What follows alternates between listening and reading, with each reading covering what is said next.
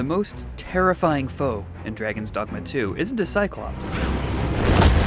It isn't a Minotaur. It isn't even a dragon. It's your inventory capacity. You find out pretty immediately that space in your inventory is at a premium, but thankfully, there are ways to help deal with that. Here's the best ways to increase and manage your inventory space in Dragon's Dogma 2. And here I thought I was leading the way, but I suppose your whims take precedence. First, a quick note. Physical traits are affected by size, with run speed, resistance to stagger, and other things changing based on height and/or weight. We don't have all the answers yet, but to keep it simple, big people can carry more, and small people recover stamina faster. The way to increase your space is by finding and using gold beetles, which are found all over the world, and are easier to spot at night since they glow. An easy to find one near the beginning of the game is right here off the main road to Vernworth. Once again, make sure you use these, not just collect them, as they don't increase your space until they're consumed, and will, in fact, take up space. Kinda the opposite of what you want.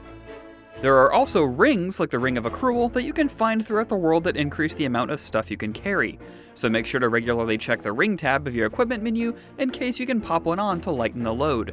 One of these can be bought early on in Vernworth at Bjorn's Armory. There are also 2 rings you can get as rewards for Seeker tokens, the Ring of Triumph and the Ring of Profusion, which can substantially increase the amount you can carry. Managing your inventory is easier when in a town, but if you're out in the field, you can do a few things to lighten up as well. The first being that you should offload stuff to your pawns. Heavy items like weapons, armor, and especially camping kits will weigh you down quickly, so make one of your pawns carry them instead.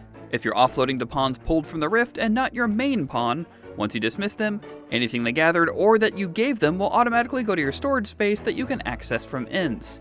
You should also combine items whenever you can.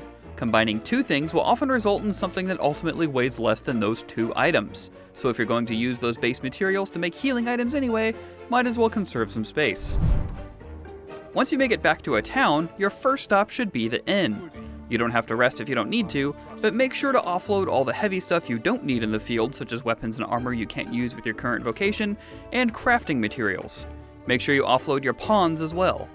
One other thing that weighs you down more than you may know are consumables like meat, fruits, and status remedying potions.